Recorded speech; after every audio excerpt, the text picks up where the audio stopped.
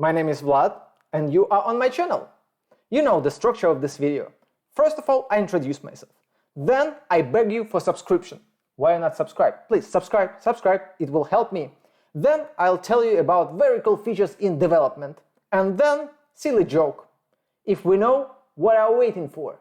Let's start. Please, smash like, smash like.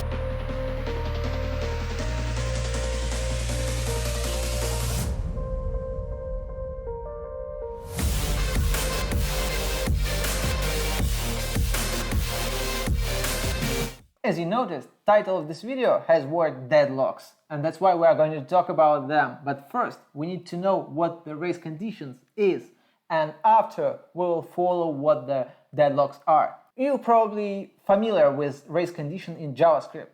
This is the example of very simple race condition. You have the request for apartments and hotels, and we don't know what request will finish first and what will be rendered first. Sometimes it may render apartments first, sometimes hotels. And this is the race condition, when some parallel requests competing with each other who will be first. Let's have a look at a bit more difficult example. Here, I will try to calculate Fibonacci numbers in parallel. I use the same code in two parallel threads, and they will calculate Fibonacci number in shared array buffer. If you don't know what is shared array buffer, please consider watching this video. It's really great. Probably the best video that I have ever done. It's about shared array buffer and atomic operations. Let's see what our code does. It calculates the simple Fibonacci numbers, but it splits the work between the main thread and worker.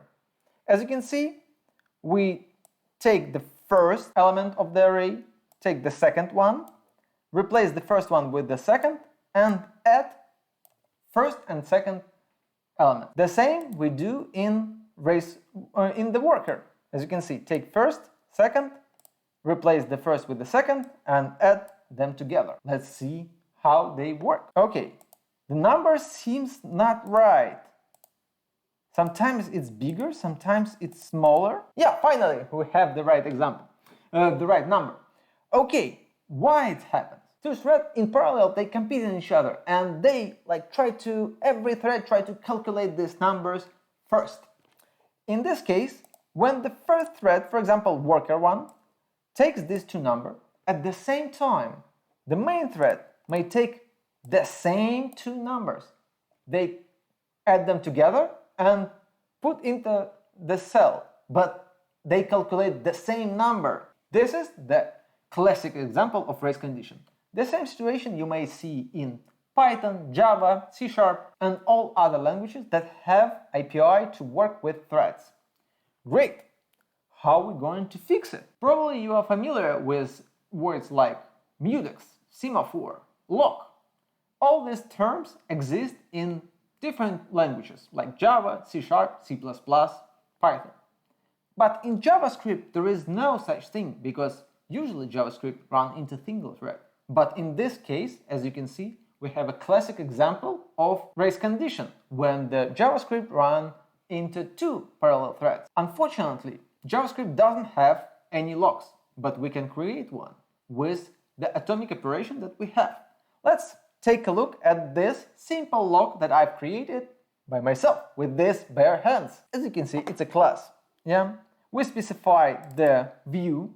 It's our shared array buffer, and index. Yes, we need the particular cell in this shared array buffer that we will use to synchronize these two threads. Yes, and we have two methods. I use async method to lock. We can't lock main thread synchronously because all user interactions with web page will be stopped. Unfortunately, we have to do this asynchronously. And I did it the same for the web worker. Okay, let's have a look at this example. I have two numbers. If the number in the index that I passed in this class is 1, then the shared array buffer is locked. If it's 0, then it's unlocked, and thread can use it to do its calculations. To replace and say, okay, I lock this shared buffer array, I use compare exchange, because this atomic operation, and we are talking about the two parallel threads. We don't know when we are going to store this value.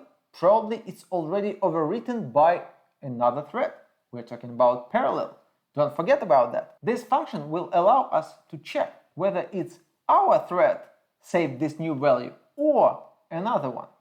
In this case, you need to specify your view, shared array buffer.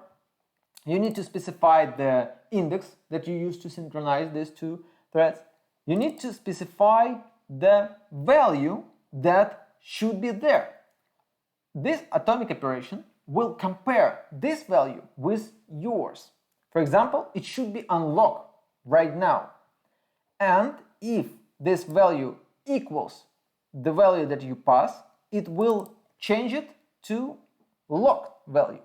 It means it locks this shared array buffer. Great! But why we need original? This is the secret why we need to use this method, this particular method. Compare exchange will return the original value that it compares our past value with. In our case, if original, the one that stored when we compare two values, was unlocked, then it's we who lock this shared array buffer, and we can continue our calculations because we locked this shared array buffer. If it doesn't equal unlocked, it means another thread locked it, and we cannot use shared array buffer because it's locked from another thread, and we will wait until it's freed. How are we going to wait? Let's see. There are two methods to wait until the shared array buffer is unlocked. Wait, it's blocking operation, and it blocks your thread, just freezes it, and that's why we cannot use it in main thread, because everything will freeze. And wait async, that will return a promise that will be resolved when the shared array buffer is unlocked. How this method works? Okay, we need to specify shared array buffer, synchronization index, and a value. If the value in this shared array buffer by this index equals the value that we pass, then we will wait, because as you can see, the shared array buffer is locked.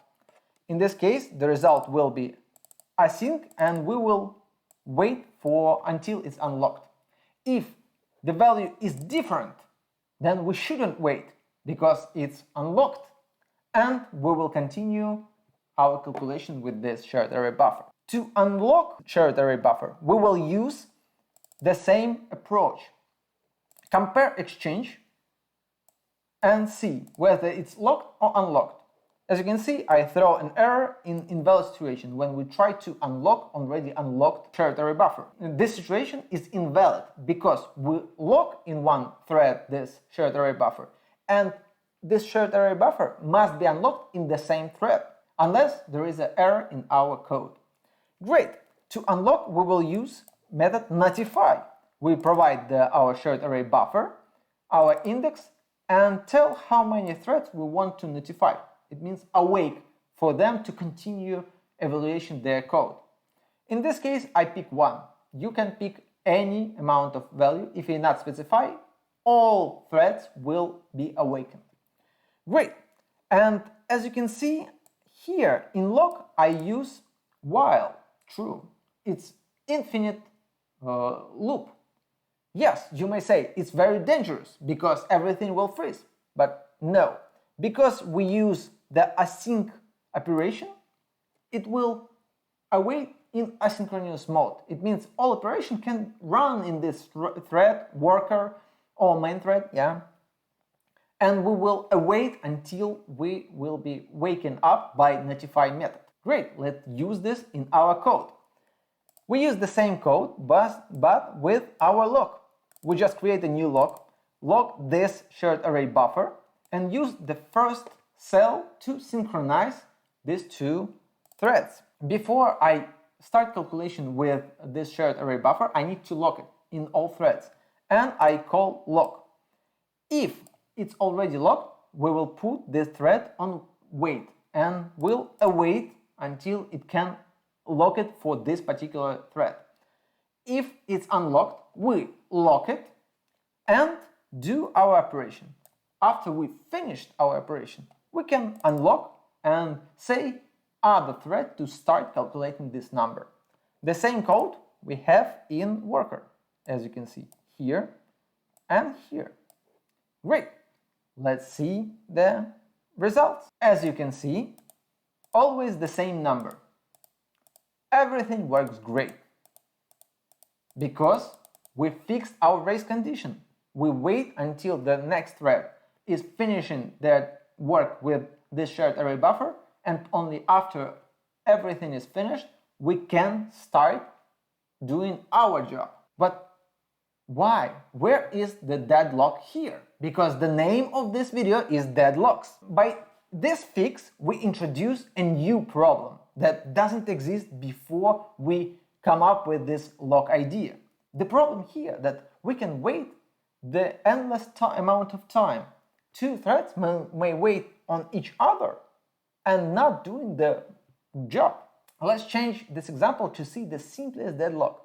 For example, if I forget to unlock by one of the thread this shared array buffer, what happens? I just forget, I lock it and just forget to unlock. The other thread will wait here because I just locked it in this worker. And this worker, when it calculates everything, will come to the same code and will start waiting until this shared array buffer is unlocked. And both of the threads are waiting for some of them to unlock this shared array buffer, but no one can unlock. Let's see what happens. As you can see, we don't have result because both of the threads waiting that someone will unlock this shared array buffer, but it will never happen. But the actual world is not that simple. The actual example of deadlocks will show you how fragile our world is with those locks and how the even smallest mistake can cause a huge problem for you and a lot of hours of debug why it happened. Okay, we will have the same example, the same calculation of Fibonacci numbers, but let's imagine that we have, instead of one lock, two locks. As you can see, I created the same locks, but I will use the first cell for the first lock and the second one for the second lock. The code looks very simple. I lock two locks, as you can see, lock 1, lock 2, do my job and unlock them. The same I do in my worker. I lock 1, 2 and unlock first and second. Great, let's see an example. As you can see, everything works because we did everything right. Okay, but what happens if I change the order of two locks? For example, here, I lock first the second lock and after I will lock the first one. Let's see what will happen. Again, we got a deadlock. Again. But what happens? As you can see, they will calculate everything fine, but for some reason they stopped on this number and just waiting on each other. Again, but what is going on? In this case, the problem here that the order of them. As you can see, it's not that simple that we saw before, yeah? Here, the order matters. I want you to think about the code that we just read.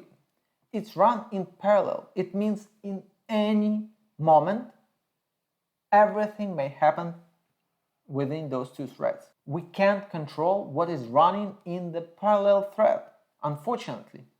Yeah, and that's why, in this case, when I lock the second one, the first thread may lock the first one, as far as they run in parallel.